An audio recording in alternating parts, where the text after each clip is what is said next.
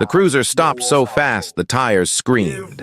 Officer Declan Callahan jumped out, rain spattering his uniform, and shouted, "Move your damn self off that bench!" The old man didn't flinch. He just looked up, calm. Cigar glowing faintly under the streetlight. "I'm waiting for my granddaughter." Declan's jaw tightened. "You think I care? You don't belong here." He kicked the bench hard. The man's cane fell. His head struck the curb with a dull crack. Blood spread into the gutter. Sergeant Raina Boudreau froze. "Deck, stop!" she cried. "He's hurt!" Declan yanked the man upright, cuffs snapping shut around his wrists. Resisting arrest, he hissed, should have known better. The man's voice was quiet, steady through the blood. "Son, you've just ended your career." Declan sneered. "Yeah? We'll see about that." He dragged the old man toward the cruiser while tourists stared, phones raised, thunder rolling above Royal Street. That was the moment history shifted, an assault that would burn through every precinct in America. Before we dive into the story, where are you watching from? Please subscribe to the channel and give a like to support this story. Your engagement helps us bring more true-to-life stories like this one. Rain kept falling as the cruiser sped toward the 8th District precinct, wipers screeching across the glass. Raina sat silent in the passenger seat, her pulse pounding. She had seen bad arrests, but never one that felt like a curse. In the back. The old man sat perfectly straight, hands cuffed, blood drying on his temple. No pleading, no anger, just silence that made Declan's chest tighten. He muttered, "Old fool thought he could talk down to me." Raina glanced at the mirror. "Deck, something's off." He didn't look scared. "He's nobody." Declan snapped. "Some drunk who thinks he's special." But when Raina picked up the wallet that had fallen between the seats, her breath caught. "Justice Elijah Moreau, retired Supreme Court of the United States." Her hands trembled. "Deck," she whispered. "This man's a federal judge." Declan snatched the ID, ripped it in half, and tossed it onto the floorboard. "Fake. Ain't no Supreme Court judge sitting in the rain on Royal Street." Raina looked out the window, rain streaking down the glass, deep down. She knew they had just crossed a line they couldn't return from. By the time they reached the precinct, thunder rolled like cannon fire over the French Quarter. Declan dragged Elijah through the doorway, shoving him into a metal chair in the holding room. "You'll sit here till I say otherwise." Elijah met his eyes, calm as stone. "I warned you, Officer Callahan. Every choice has its price." Declan stepped closer, voice shaking. "You think you can scare me?" "No," Elijah said softly. "I'll let justice do that."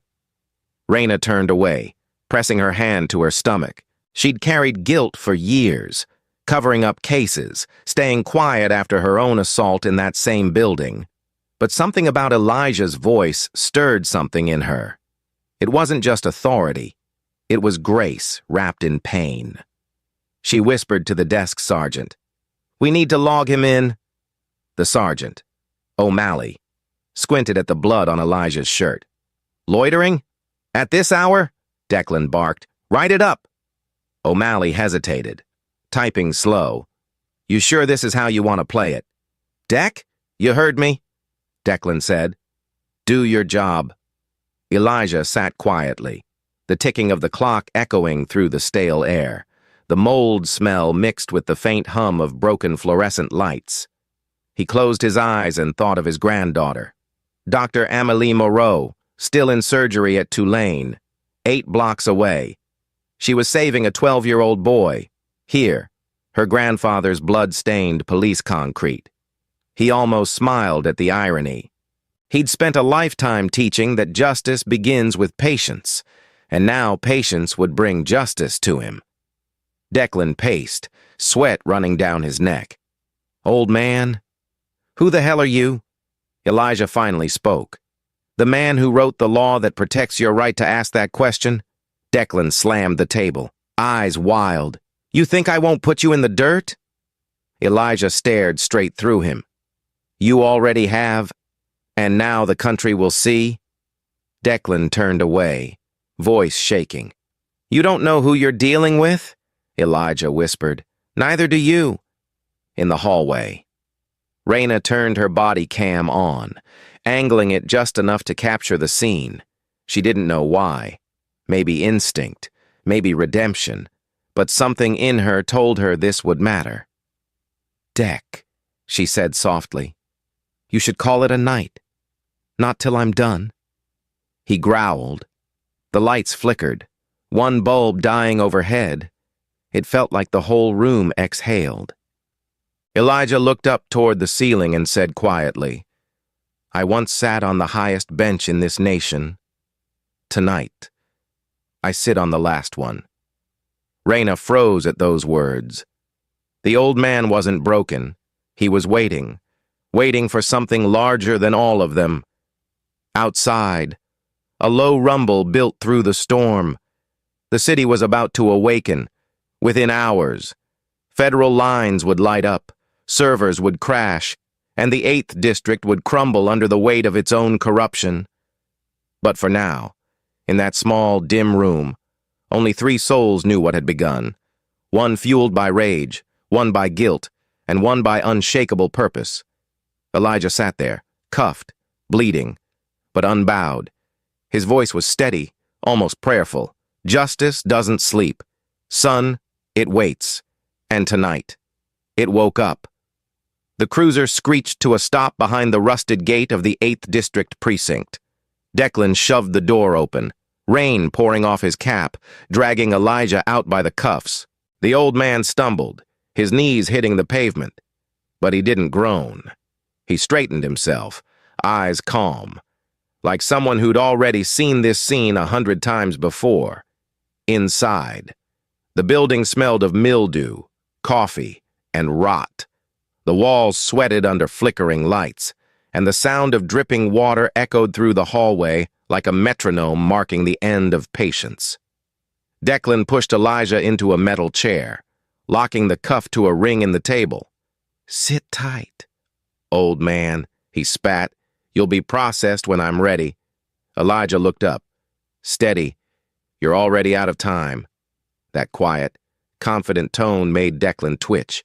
He'd spent years hearing screams, denials, excuses, but never prophecy.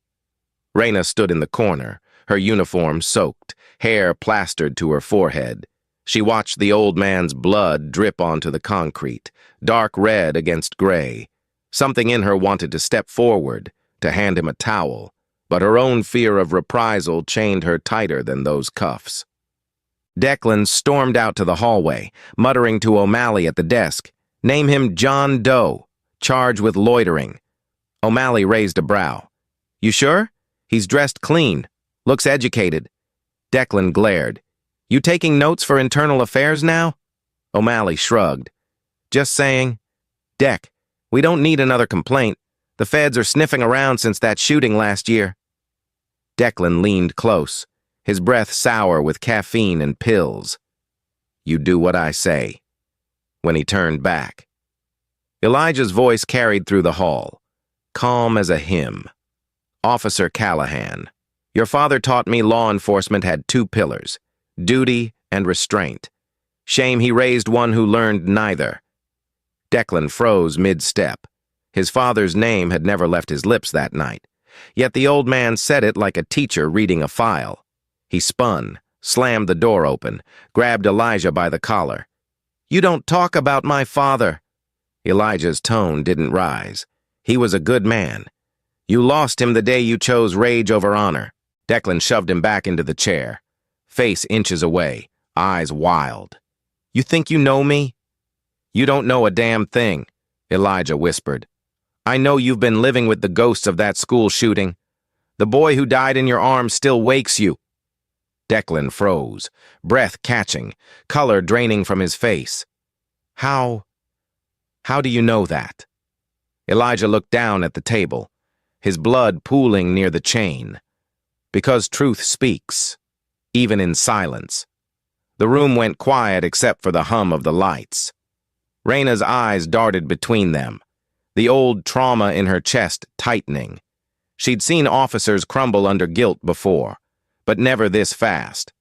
Declan backed away, trembling, and grabbed his phone. "You! Shut your mouth!" he barked, more to himself than to Elijah. He turned to O'Malley, desperate to anchor his authority. "No phone call." He waits. O'Malley hesitated. "Policy says one call. Deck, you want another IA file on your back?" Declan's jaw clenched. "Fine. One call. Then he's done." Elijah smiled faintly. Good choice. His fingers shook as he dialed a number he knew by heart, a number he hadn't used in years. On the other end. In Washington, D.C., Chief Justice Valeria Ortiz was reviewing a brief by lamplight when her phone buzzed. She almost ignored it, until she saw the caller ID, Elijah Moreau. She answered, voice soft with surprise. "Elijah?" "It's past midnight." His voice was calm, measured. "Val." They drew first blood. 8th District, New Orleans. 2 officers. "It's happening again." For a moment. She didn't speak. The memory flashed of 1995, when Elijah had saved her from expulsion at Harvard by proving a dean's forgery. She owed him everything. Her chair creaked as she stood. "Stay alive," she said. "Fifth Circuit, DOJ, Mace Delgado. I'll move the machine." Elijah nodded, silent, then hung up. Declan yanked the phone from his hand. "Who'd you call?" Elijah met his stare. "The woman who decides your next headline?" Declan's face twisted. "You think some friend can save you?" Elijah's reply was quiet but sharp. "She's not my friend. She's the Chief Justice of the United States." The room froze. Raina's jaw dropped. Even O'Malley stopped typing. "Chief Justice?" Declan forced a laugh. "You expect me to believe that? You'll see it on every screen by sunrise," Elijah said. Declan backed out of the room, panic flickering in his eyes. His chest tightened, that familiar pounding behind his temples. He stormed into the captain's office, where Harlan Graves sat behind a cluttered desk, bourbon glass half empty. "Captain, we've got a problem." The old man claims he's Supreme Court. Graves chuckled darkly. "Every drunk in this city thinks he's God when cuffs come out. You followed orders, right? Clear the street for the club crowd?" Declan nodded, though his voice faltered. "Yeah, but he called D.C. Graves waved him off. "Then we delete the record. O'Malley'll scrub it. He was never here." He leaned forward, eyes red. "You're not the first cop to crack an old skull. You won't be the last." Meanwhile, in the holding cell, Raina leaned against the wall, trying to steady her breath. She watched Elijah through the glass, despite the blood and exhaustion. He sat tall, almost regal. "You don't seem afraid," she said quietly. Elijah smiled faintly. "Fear is a luxury I left in 1987, when they shot me outside my own courtroom." "You were shot," she whispered. "Assassination attempt," he said softly. "They failed then." Something in Raina broke. For the first time in years, she saw not a suspect, but a mirror of her own pain. Then the lights went out. Every bulb, every screen, the entire precinct drowned in blackness. The hum of the servers died, and a faint blue glow flickered on O'Malley's monitor. Words scrolling fast across the screen. Federal seizure initiated. Declan ran out of Graves's office, shouting. "What the hell is this?" Graves cursed, reaching for the phone. "Deadline. Servers down. Cameras down. Power cut." O'Malley shouted. "It's like someone's inside the system." Raina stared at her body cam. It blinked once, then began uploading footage to a cloud link she didn't activate. The screen flashed a seal. Department of Justice Cyber Division. Emergency audit. Declan's heart raced. "We're hacked." Graves slammed his desk, No, we're finished. Outside. The rain hammered harder, and the faint echo of a siren approached. Not a local one, but federal. Elijah sat in the dark cell, a thin smile crossing his lips. The law moves slowly, he murmured. But when it rises, it crushes. Declan slammed his fist against the glass. What did you do? Elijah met his gaze with quiet certainty. I made a call. And as the precinct lights flickered back in emergency red, they all realized that one phone call had just cracked open the walls they thought were untouchable. At Tulane Medical Center, Dr.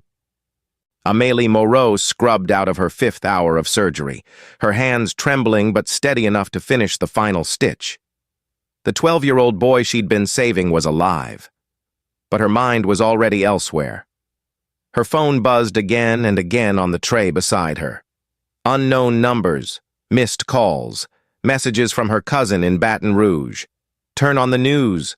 Something happened to your grandfather. She didn't believe it at first. Elijah Moreau didn't get in trouble. He was the law, even retired. But when she finally played the voicemail from an officer whispering through static, Dr. Moreau, he's been detained at the 8th District. Injured. Her stomach dropped. Without a word, she ripped off her gloves, threw on her coat, and sprinted into the rain. The night swallowed her heels as she ran through the quarter, headlights slicing through puddles, her white coat soaked and flapping like a flag of war. Inside the precinct, panic had replaced arrogance. Servers blinked out. Monitors flickered. The phone lines crackled with dead air. Graves stood in the middle of the chaos, bourbon still in hand, shouting at a dispatcher who'd long since stopped listening. "Reboot the damn system!" he yelled. "Get me IT! Now! Sir, every login's blocked." The dispatcher stammered. "Someone's in the network. Remote override. DOJ seal on the firewall." Graves froze, realizing the name Moreau wasn't just noise. He turned to Declan, who was pale and shaking. "You told me he was a nobody." Declan's voice cracked. "He said he called the Chief Justice." Graves scoffed. "Bull. He's bluffing." Just then, the static-ridden radio on his desk screeched. A voice cut through the noise. "Federal warrant incoming. New Orleans 8th District Precinct. Seizure order signed Ortiz. V." The glass slipped from Graves's hand, shattering on the floor. Before anyone could react, the front door burst open, wind and rain tearing in with Amélie. Her hair clung to her face, eyes burning with fury. "Where is he?" she shouted. The officers froze. They'd seen angry citizens before, but this was different. Controlled, educated, dangerous. "Doctor," O'Malley began, "you can't just—" "Where is my grandfather?" She cut him off. "Elijah Moreau! You're holding him!" Graves stepped forward, straightening his soaked uniform. "Ma'am, your grandfather was obstructing police operations. He's being processed." "Processed?" Her voice trembled with rage. "He's 78, bleeding, and you call it processing?" Graves frowned. "Defensive." "Ma'am, lower your voice." "Lower my voice?" she snapped. "You assaulted a Supreme Court justice and you want respect?" The entire room went silent. Even Declan stopped breathing. "What did you just say?" Graves asked. Amélie pulled out her phone, showing a federal ID image she kept for emergencies. "Justice Elijah Moreau, my grandfather. Every law student in America studied his rulings. You laid hands on him." Graves looked at Declan, whose lips barely moved. "She's lying," he muttered, but his eyes betrayed him. Amélie stepped closer, inches from the captain's chest. "You're finished. Every camera, every wire, every heartbeat in this building belongs to the Department of Justice right now." Graves laughed dryly, a desperate sound. "Lady, you've got no idea who you're talking to." "Oh, I know," she said. "You're the man who turned a slave jail into a precinct. The man who covered 12 killings and called them clean shots. I read your name in my grandfather's files, Captain Harlan Graves, Katrina's hero, the one who never stopped drowning before he could reply." The heavy wooden doors slammed open again. Two SUVs screeched to a stop outside, floodlights cutting through the rain. Men in dark suits poured in, flashing badges. At the front was AUSA Marcus Mace Delgado, tall, square-jawed, his Marine bearing still visible under the federal coat. He held up a sealed document. "Captain Graves," he said flatly, "by order of the Department of Justice and Chief Justice Valeria Ortiz, this precinct is now federal property. All systems, files, and officers are subject to investigation." Graves stammered. You can't just storm my building." "I can," Mace said, "and I just did." Declan backed away slowly, sweat dripping down his neck. His fingers twitched toward his holster. But Mace caught it. "Don't," he warned. "This isn't that kind of night." Reyna stepped forward from the corner. Eyes down. "Mr. Delgado," she said quietly, "I have something you need to see." She slipped him a small flash drive. 47 videos, she whispered. "Abuse, assaults. One of them's tonight." Mace studied her, recognizing the exhaustion of someone who'd finally stopped running. "You ready to testify?" he asked. "Yes," she said. "I'm done being quiet." Graves turned on her, face red. "You little traitor, enough." Mace barked. Two agents stepped in, holding him back. Graves's hands shook. "You don't understand," he said, voice breaking. "I saved this city during Katrina. I did what I had to do." "You killed your conscience," Mace said. "Now you'll pay for it, in the cell." Elijah heard the commotion but didn't move. He sat with his hands folded, eyes closed, listening to the echo of boots and thunder. When the door opened, Amelie rushed in, dropping to her knees beside him. "Grandpa," she whispered, tears mixing with rain. "I'm here." He smiled faintly, touching her face. "You always arrive when the storm breaks." "They hurt you," she said, her voice trembling. "They bled you." Elijah shook his head. "No, child. They bled themselves." Mace entered behind her, nodding respectfully. "Justice Moreau. I'm AUSA Delgado. Chief Justice Ortiz ordered full federal seizure. You're safe now." Elijah's eyes met his. "No one's safe until the truth stands." "Then we'll make it stand," Mace said. In the hallway, Graves frantically dialed the governor's line, but the call returned dead. Every channel was cut, every server locked, every camera feed mirrored straight to D.C. The entire 8th District had become evidence.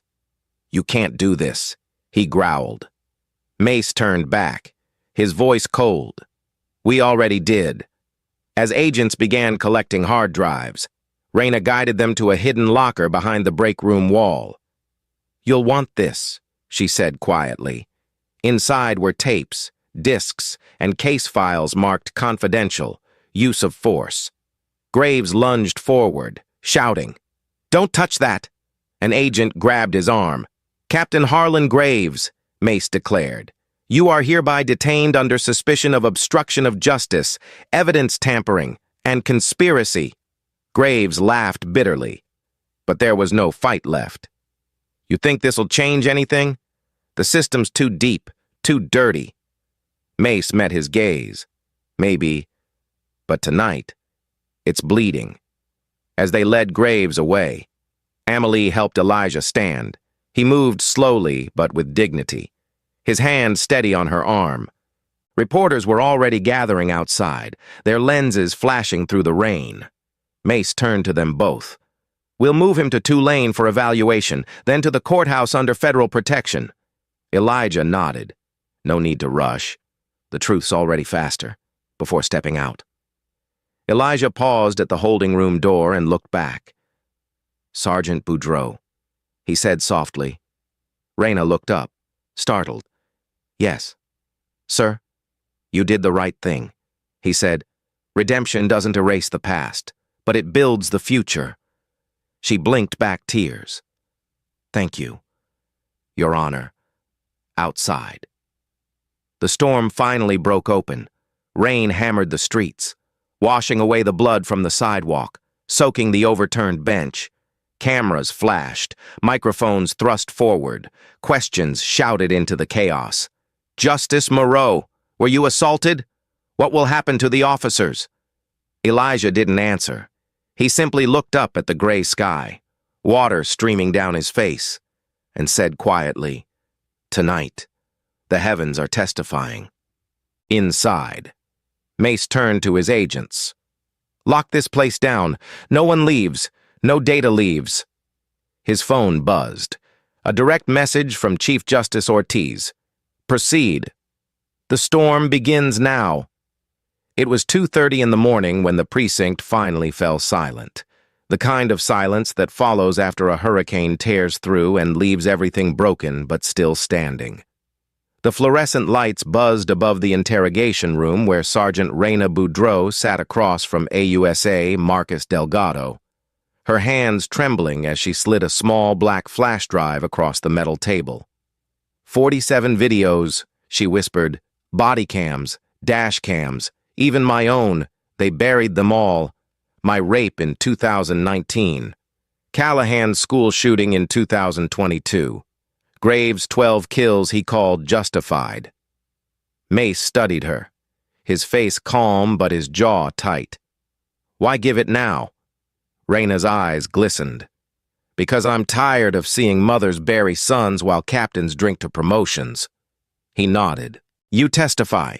You get immunity and protection for your daughter." Her voice cracked. "Just keep her away from this place."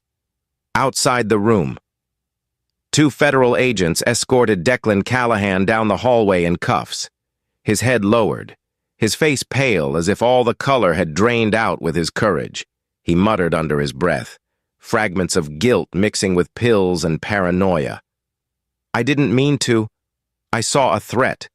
I saw—" Mace entered and sat across from him. Turning on the recorder, "Officer Callahan, you're under federal investigation for assaulting a retired Supreme Court justice. You have a right to counsel, but I suggest you start talking." Declan's eyes darted, sweat dripping from his temples. "You don't get it. Man, that kid from the school." He slammed his head against the table, leaving a red mark.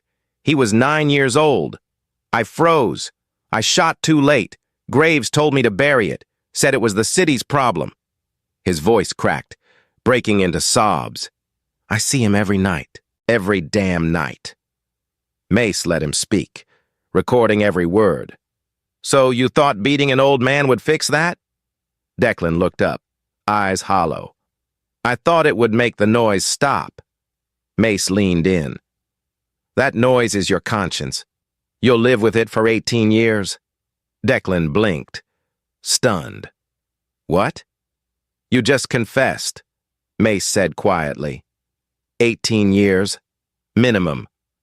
Declan's head dropped onto his arms as he began to cry like a child who'd finally realized the monster wasn't under the bed. It was in his reflection. Upstairs, Captain Harlan Graves sat alone in his office, the air thick with the sour smell of whiskey and mold. He watched the chaos unfold through the blinds, agents collecting drives, detectives in handcuffs, local media swarming outside the gate. He picked up his phone, calling the one man he thought could save him, the governor. But the call went to voicemail. "Governor," he muttered, "it's Graves. I did what I was told. I kept this city clean. You told me to keep the quarter white. Don't you leave me in the dark now." The line clicked dead. He tried again. Same result. He stared at the wall where his Katrina medals hung beside photos of him rescuing children 2 decades earlier. "I was a hero once," he whispered. "Now they'll say I'm a murderer." Downstairs, Reyna's statement played over the loudspeaker as agents reviewed footage. Graves' voice echoed from one of the files. "Clear the street before VIP's exit. Keep the quarter white." Another file showed body cam footage from that night, Declan laughing while blood dripped from Elijah's temple. The agents exchanged grim looks. One of them turned to Mace. "Sir, this isn't just local. This looks systemic." Mace nodded. It's always systemic. The question is who signs the checks. In the medical wing. Elijah sat on a cot, bandaged and calm. Amelie stood beside him, still in her soaked white coat. Exhaustion etched across her face. They'll try to spin it, she said quietly. Say it was a misunderstanding. Elijah smiled faintly. Let them. The truth doesn't need defense. It just needs daylight. She took his hand. You could press charges personally. He shook his head. This isn't about me. It's about the rot. You can't heal infection by treating the scar. You have to cut deep. The first news alert broke at 3:12 a.m. CNN flashed the headline, Supreme Court Justice assaulted by New Orleans police, federal raid underway, the accompanying video. Raina's body cam showed Declan kicking the bench, Elijah's blood hitting the pavement, and his quiet words, "You are making a grave mistake." Within 30 minutes, the clip hit 12 million views. Hashtags flooded every social feed. Protesters began gathering outside the precinct, holding signs that read, "Justice for Elijah" and "The bench still stands." Graves saw the footage on his office TV. His hand trembled as he reached for the bottle. They'll never remember what I did back in 2005, he muttered. Only how I fell. He poured the last of the bourbon, the amber liquid shaking in the glass. I saved lives, he whispered, voice breaking. I saved this damn city. He picked up his phone again and called his ex-wife. Linda. She answered after 3 rings, voice tired and cold. Harlan. It's 3 a.m. Linda, he said softly. They're coming for me. There was a pause. I warned you, she said. You kept covering for those men. I did what I had to do, he shouted. I'm not a bad man. No, she said. You just stopped being a good one. The line clicked off. Graves sat in silence, tears cutting through the grime on his face. Downstairs, Mace was giving orders. Seal the evidence. No one touches anything without my authorization. He turned to Raina. Get some rest. You did enough for tonight. She shook her head. Not until I call my daughter. She stepped outside, rain still falling hard, and dialed her number. A small, sleepy voice answered. Mommy? Raina's voice broke. Hey, baby. Mommy did something good tonight. No more monsters. Okay? The girl giggled softly. Okay. Mommy. Raina wiped her tears, whispering. I love you. In the interrogation room. Declan sat alone, staring at his blood-stained hands. I didn't mean to kill him, he whispered, not realizing he'd already confessed to crimes beyond his memory. He slammed his head again against the table. Make it stop. Make it stop. The guard outside closed the door quietly. Then came the final sound, one sharp, echoing gunshot from upstairs. The agents froze. Mace ran for the stairwell, Amelie right behind him. When they burst into Graves's office, the sight was biblical. The captain sat slumped behind his desk, service revolver still smoking, a dark pool spreading beneath the Katrina medal he'd once worn with pride. On the wall above him, the framed commendation for heroism during crisis was shattered. A bullet hole through the word honor. Mace lowered his head. Get the coroner. As dawn approached, the storm began to fade. Reporters filled the courtyard. Federal vans idled by the curb. And inside. Elijah watched it all through the glass of the medical wing. Justice doesn't always roar, he murmured to Amelie. Sometimes it whispers through the wreckage. She squeezed his hand, eyes wet. We're not done. He nodded. No. The trial will finish what tonight began, and in the dim corridor.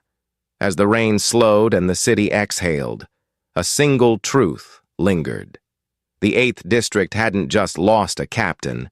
It had lost the illusion that power could hide behind silence forever. 3 months later, New Orleans woke to a day that felt like judgment itself. The federal courthouse on Camp Street overflowed with cameras, protesters, and voices chanting justice for Elijah. Reporters swarmed the marble steps, their umbrellas battling the southern rain while the words Moreau v. State of Louisiana lit every major screen in America.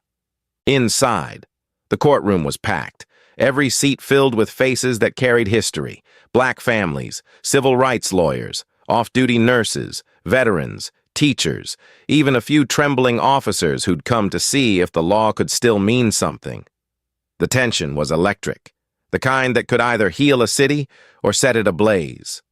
Amélie Moreau took the stand first. Her voice was firm, her white coat pressed, though her eyes betrayed sleepless nights. She recounted the night her grandfather was assaulted, the phone call that changed her life, and the footage that every American had now seen. The screen behind her played the recording, Declan Callahan's laughter echoing as Elijah's blood dripped onto the pavement. "This isn't policing," she said, her voice trembling. "It's terror with a badge. My son, who's 6 years old and autistic, asks me why cops hate us. I had no answer until that night. Now I know. It's because silence is the easiest form of violence." The courtroom was still, except for the faint hum of cameras outside. Even the defense attorneys avoided her eyes. When she stepped down, Mace Delgado rose, his tone solemn. "The government calls Justice Elijah Moreau." The room held its breath as the old man approached the stand, his limp barely noticeable, his posture straight as a gavel. He took the oath, then looked across the courtroom at Declan Callahan, pale, hollow-eyed, his hands trembling in his lap. "Mr. Callahan," Elijah began, voice calm and deep, "you saw an old man on a bench and made yourself judge, jury, and executioner before you knew my name. You saw skin, not service. You saw age, not wisdom. You saw threat, not humanity." His eyes swept over the jury. "I've spent my life defending the law, but that night, I learned what it feels like to be on the wrong end of it. I offered identification. I spoke calmly. And yet, my head was split open on the curb outside a club I helped desegregate 50 years ago. That bench you destroyed was more than wood. It was memory, patience, and the burden of every black man who ever waited for justice that never came." He paused, letting the words settle. "They called it resisting arrest. I call it surviving history." Mace nodded to the bailiff. "Play Exhibit 47. The screens flickered, showing footage from Raina Boudreau's secret drive, years of abuse, cover-ups, racial slurs, unreported shootings. One clip showed Graves himself at a bar, laughing, saying, "Keep the quarter white. The mayor likes it clean." Gasps filled the room. A juror covered her mouth. Even the judge leaned forward, his knuckles whitening. Mace turned to the gallery. This wasn't a bad apple. This was the orchard. Then came Raina's turn. She took the stand with her uniform pressed but her voice trembling. "Captain Graves ordered us to keep certain streets clear. That meant black folks, tourists who looked out of place, anyone who didn't fit the image." She hesitated, then swallowed hard. "In 2019, I reported a rape by a fellow officer. Graves buried it, said it would ruin morale. I stayed quiet until the night Justice Moreau bled on my floor. That was the night I couldn't stay silent anymore." Her tears fell freely. "I was complicit. I won't pretend I wasn't. But I'm here because redemption doesn't erase the past. It starts it." Defense counsel tried to claw back ground, calling it a misunderstanding, an unfortunate escalation, a failure of communication. But the jury had seen too much. The truth wasn't hidden behind legalese. It was on the screen, in every drop of blood, in every officer's smirk. Declan finally took the stand, his voice barely above a whisper. "I had PTSD," he said, "from that school shooting in 2022. A kid died in my arms. I started seeing threats everywhere. Pills, nightmares, Noise in my head I couldn't turn off. That night, when I saw him sitting there, I didn't see a man. I saw another threat. His voice cracked, tears streaming. But he wasn't. He was calm. He was right. And I ruined everything. Mace approached slowly. Officer Callahan, do you understand what you just admitted? Declan nodded weakly. That I let my fear turn into hate. Mace's voice softened. How many people did you hurt before this? Declan hesitated, then whispered, 15, maybe more. All black. Mace turned to the jury. Pattern and intent, case closed, by late afternoon. The courtroom lights dimmed as Judge William Thatcher prepared to read the verdict. His face was solemn, his voice even. This court finds Officer Declan Callahan guilty on all counts: assault, civil rights violation, obstruction of justice, and perjury. 18 years in federal prison, no parole, and a $2.1 million fine payable to civil rights victims' funds. The gavel struck once, sharp and final. Declan's head dropped, tears staining his jumpsuit.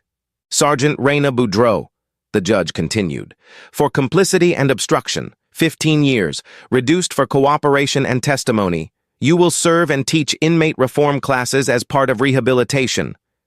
Raina nodded, whispering, Thank you. The room held its breath as the judge continued. The estate of Captain Harlan Graves, posthumously convicted of obstruction, will pay restitution of $2.1 million. 28 officers are terminated. 12 more face indictment. The crowd erupted. Applause, sobs, shouts of relief, all colliding into something sacred. Amelie rushed to her grandfather, tears streaming. We won, she whispered. Elijah smiled faintly. No, child. The people won. Cameras flashed, recording his tired but steady face as he stood and turned to the courtroom. Justice isn't revenge, he said. It's repair. The judge stood, bowing his head slightly. Justice Moreau, he said softly. You've reminded us what the law was meant to be outside. The rain had stopped. Reporters shouted questions. Will there be reform? What happens next? Elijah paused at the courthouse steps, the marble glowing under the streetlights. Reform begins with truth, he said, and truth always begins with accountability. That night, CNN, MSNBC, and even Fox ran the same headline. From the bench to the battlefield, the case that changed policing forever. The video of Elijah's final words went viral within hours. Federal oversight committees called emergency meetings. The Justice Department announced nationwide audits, and for the first time in decades, the people of New Orleans walked through Royal Street without fear of flashing lights behind them, back inside his hotel. Elijah sat by the window, cigar in hand, watching the city lights reflect off the Mississippi. Amelie entered quietly. They want you to speak in D.C., she said. He nodded, exhaling smoke. Let them wait. Tonight isn't about speeches. It's about silence, the kind that finally means peace. When she left, he opened his worn notebook and wrote 6 words on the final page. The bench rises again, forevermore. Then he closed it, placed it beside his gavel, and whispered into the night. The law has spoken. 6 months later. The 8th District Precinct stood empty, its red brick walls now a shell of ghosts. The windows were boarded up, the nameplate removed, and the faded lettering to protect and serve had been replaced by a small bronze plaque that read, Site of the Moreau Incident. Justice begins here. Reporters called it the quietest place in New Orleans, but those who had worked there still heard echoes. The laughter that once filled the locker room, the slamming of cells, the desperate cries of men who'd been ignored. Now, silence ruled, inside. What had been Captain Graves's office was converted into a memorial exhibit. The walls displayed photos of the victims, 47 faces, each with a date and case file number. At the center stood the old bench, scrubbed clean of blood, its wood scarred but unbroken. Beneath it, a small plaque read, "The bench endured." Visitors came daily, students, tourists, families, touching the bench like a relic of history. Elijah Moreau walked through the corridor alone that morning, cane tapping softly against the tiled floor. The air smelled of disinfectant and new paint, not corruption. The FBI had handed the precinct to a reform task force, and Elijah had come to see the change for himself. A young lieutenant met him at the door, no older than 30. "Sir, we're retraining the entire unit," he said nervously. "Every new recruit has to pass a de-escalation course and an ethics exam before they ever see the street." Elijah nodded slowly. "Good," he said. "Justice isn't built in a day. It's built in the dark, one honest act at a time." The lieutenant swallowed hard, almost emotional. "Sir, my father was arrested here in 2010. Wrong address. He died waiting for help. Seeing you here, it feels like something finally changed." Elijah smiled faintly. "It did, but only if you protect it." Across town, Amelie had turned her pain into purpose. With the help of federal grants and her grandfather's blessing, she launched the Bench Fund, a national nonprofit offering free medical and legal care to victims of police brutality and their families. In just 6 months, over 5,000 survivors received treatment, representation, or counseling. The program trained volunteer doctors, therapists, and civil rights attorneys from across the country. On opening day, Amelie stood before the press and said, "This fund exists because waiting on justice should never mean dying for it." Her young son, Nathan, now 7, sat in the front row holding a sketch he'd made of a wooden bench surrounded by sunlight. When she finished her speech, he ran up and handed it to Elijah. "For you, Grandpa," he said. "For all the waiting people." Elijah knelt, eyes glistening, and took the drawing. "You've given this bench a future," he whispered. Meanwhile, the purge continued. 28 officers had been fired. 12 fled the country, most caught in Mexico or Belize within weeks. Federal prosecutors uncovered a network of bribes tied to overtime scams, evidence tampering, and racial profiling quotas. What began as one assault case had turned into the largest internal purge in U.S. police history. Congress held hearings titled the Moreau Reform Inquiry. DOJ statistics showed a 47% drop in use of force cases across Louisiana. Other states followed: Illinois, California, New York, adopting AI-audited body cams and public transparency laws inspired by Elijah's case. What had started as a storm in one precinct became a national reckoning. But not everyone escaped the past. In Attica Correctional Facility, Sergeant Raina Boudreau spent her days in the library, teaching inmates how to read, file grievances, and study law. Her hair had grown silver, her posture straighter than ever. The other inmates called her the teacher. She refused interviews, refused pity. At night, she wrote apology letters to victims' families, to her daughter, even to Elijah. One of them read, "I was silent for too long. You reminded me that silence is a form of violence. I'm trying to live differently now, even here." Elijah received that letter months later, folded neatly inside a plain envelope. He kept it in his Bible beside a verse he'd always loved. "Justice rolls down like waters, and righteousness like a mighty stream." Declan Callahan. Meanwhile, labored on the prison work crew in Mississippi.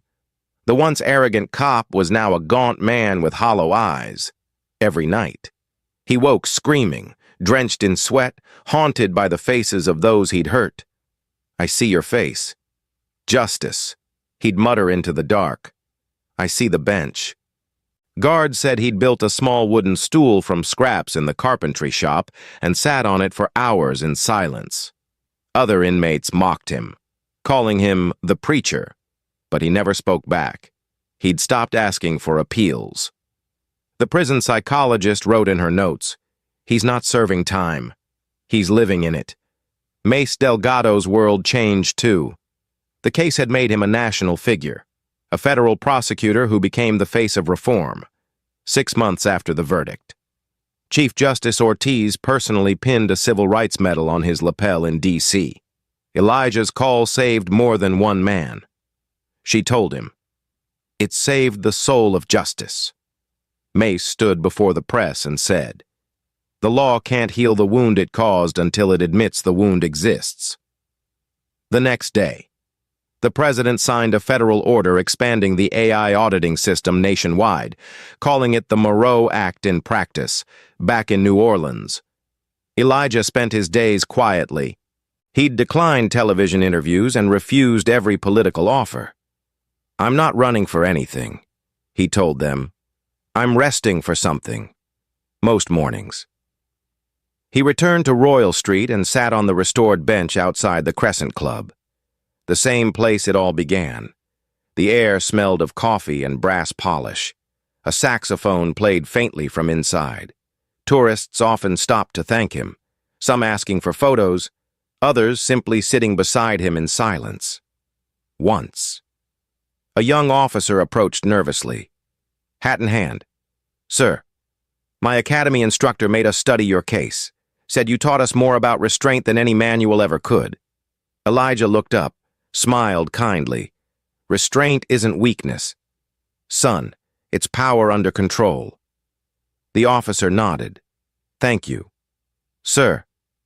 As the sun dipped below the quarter, Amelie joined her grandfather on the bench, her white coat folded neatly in her lap. "They're calling this the biggest police purge in U.S. history," she said softly. 28 fired, 12 indicted, 47 victims named." Elijah chuckled. "Numbers don't impress me. Change does." She looked at him with pride. "It's happening. Slowly. But it's happening." He nodded. "Justice moves like an old train. It's loud. It's slow. But it gets there." Before they left, Elijah looked at the bench one last time. He traced his hand over the scar in the wood, where his blood had once stained it. "Heroes fall hardest when truth shines." He murmured. Amelie squeezed his hand. "But they still fall with dignity." He smiled faintly, then let the fall stand as a lesson. By nightfall, the Crescent Club came alive again with music, soft jazz floating into the street, mingling with laughter and the hum of the quarter. For the first time in years, people of every color sat together on Royal Street without fear. The bench, once a scene of violence, had become a gathering place. Some said if you sat there long enough, you could still hear Elijah's voice carried through the night air. Calm and steady, the bench stands for all who waited. Now, it waits no more, and somewhere deep in the heart of the city, in the quiet between the notes of a saxophone, justice exhaled, for once, not as an ideal, but as a living truth. 1 year later, Washington, D.C. stood still beneath a pale spring sky as 5,000 people gathered on the marble steps of the Supreme Court. The banners waved softly in the wind. The Moreau Act. 1 year of reform. It was not a rally. It was a reckoning. From civil rights leaders to police chiefs, from college students to senators. The crowd carried one shared understanding. The night an old man bled on a bench had changed the country. Federal agents lined the perimeter, cameras rolled, and a quiet hum filled the air. Then the doors of the court opened, and Justice Elijah Moreau stepped out with a cane in one hand and a folded speech in the other. He was 79 now, his gait slower, but his voice still carried that same thunder wrapped in silk. As he approached the podium, the crowd rose to its feet, the applause rolling like waves against the marble columns. He waited for silence, looking out at the sea of faces, his eyes glinting behind gold-rimmed glasses. "They thought a bench was just wood," he began, his baritone calm and steady. "But a bench is where justice sits. It's where truth waits. That night. It waited for me. Now. It waits for all of you." The crowd listened as he spoke without notes. Every pause deliberate, every sentence heavy with meaning. For too long. Justice was a privilege of the powerful. The Moreau Act didn't fix the system. It revealed it. It forced cameras to see what eyes refused to. It made silence impossible. And that, my friends, is how change begins. Not with a riot, not with rage, but with truth. He gestured toward the front row, where Chief Justice Valeria Ortiz, AUSA Marcus Delgado, and Dr. Amelie Moreau sat together. These people stood when others hid. They broke their own to rebuild the whole. They didn't save me. They saved what I believed in. His voice wavered slightly, but his conviction only grew. To every officer who serves with honor, to every citizen who demands fairness, to every child who asks why the law doesn't love them back, remember this: justice is not blind, it's watching who we become when no one's looking. When he finished. The silence that followed was almost sacred. Then the applause erupted again, long, relentless, unbroken. Ortiz rose first, tears streaming, and embraced him. "You saved me twice," she whispered, "once at Harvard, and once for the nation." He smiled faintly. "You did the saving. Val, I just gave you a reason." Cameras captured that image. The old judge and the sitting Chief Justice locked in a quiet, tearful embrace, as the symbol of a new era behind them, a banner unfurled on the court steps, the Moreau Act, truth in every frame. Later that afternoon, Congress met in a joint session to mark the official anniversary. Lawmakers from both parties stood to vote on the expansion of the act, mandatory AI-audited body cameras in all 50 states, penalties up to $5 million per violation, and federal grants for community-led review boards. The bill passed unanimously, an event unheard of in modern politics. The next morning, headlines read, "From blood to law, the Moreau legacy passes," while Washington celebrated. Amélie Moreau returned to New Orleans to open a new wing of Tulane Medical Center, the Bench Clinic. Its purpose was revolutionary, not for victims, but for the families of former officers. Inside, children of dismissed cops received counseling, tutoring, and addiction recovery programs. "You heal the wound," Amélie said at the opening, "not by punishing pain, but by understanding where it came from." Even the city's new police chief, a black woman named Patrice Landry, attended the ribbon-cutting. "Doctor," she told Amélie, "your clinic is saving more lives than any badge ever could." Meanwhile, Mace Delgado was promoted to director of the DOJ Civil Rights Division in his first public address. He held up Elijah's photo and said, "The law isn't a hammer, it's a light. We don't strike with it, we illuminate with it." His words spread through universities and police academies nationwide. Every new recruit in the country was now required to study the Moreau case as part of ethical training. One line from Elijah's testimony became a printed oath. "See humanity first, authority second," and so, the old man's name, once whispered in outrage, became synonymous with reform. City after city began renaming courthouse benches, parks, and scholarship funds in his honor. The most symbolic of all stood outside the rebuilt 8th District Precinct in New Orleans, a bronze bench, cast from the wood of the original, gleamed beneath a magnolia tree. The plaque read, "In memory of those who waited, Justice Elijah Moreau."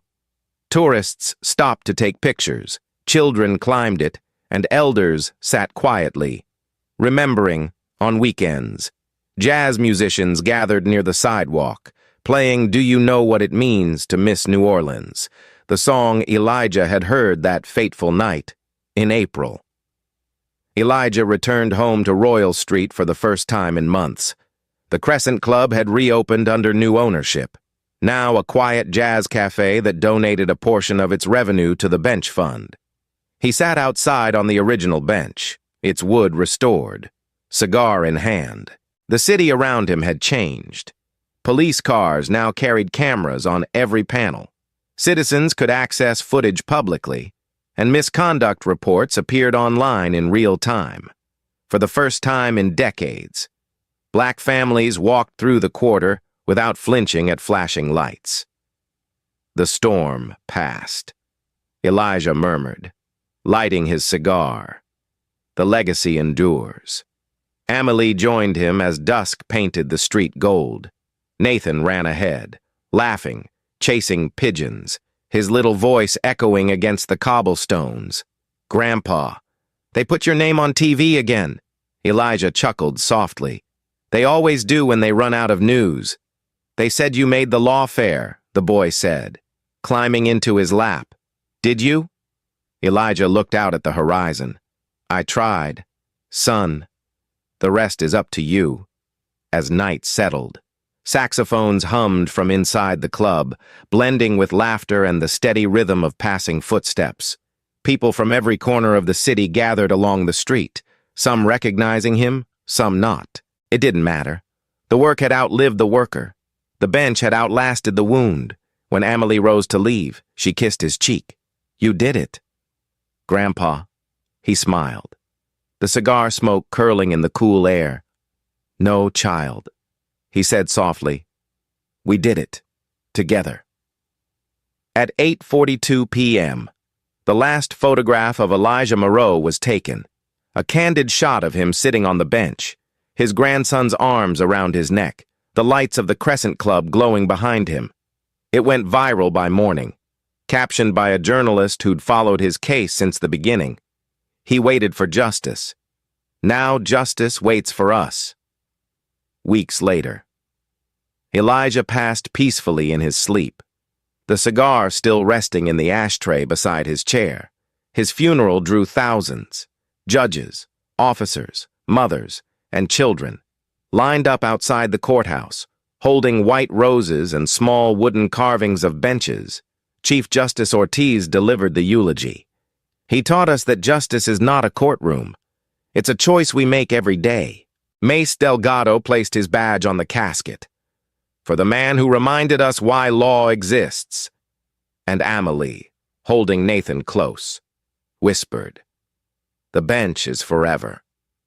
As the procession ended, the crowd began to hum softly, one familiar tune rising from the thousands. "Do you know what it means to miss New Orleans?" The song carried through the city, over the river, through the quarter, past the Crescent Club, and finally down Royal Street, where the bronze bench gleamed beneath the magnolia tree. The plaque caught the morning light, and beneath it, someone had placed a small handwritten note that read, "Storm past, legacy eternal. Thank you for watching and for standing with stories that honor truth, justice, and humanity." If this story moved you, please take a moment to subscribe, like, and share it so more people can hear voices that inspire change.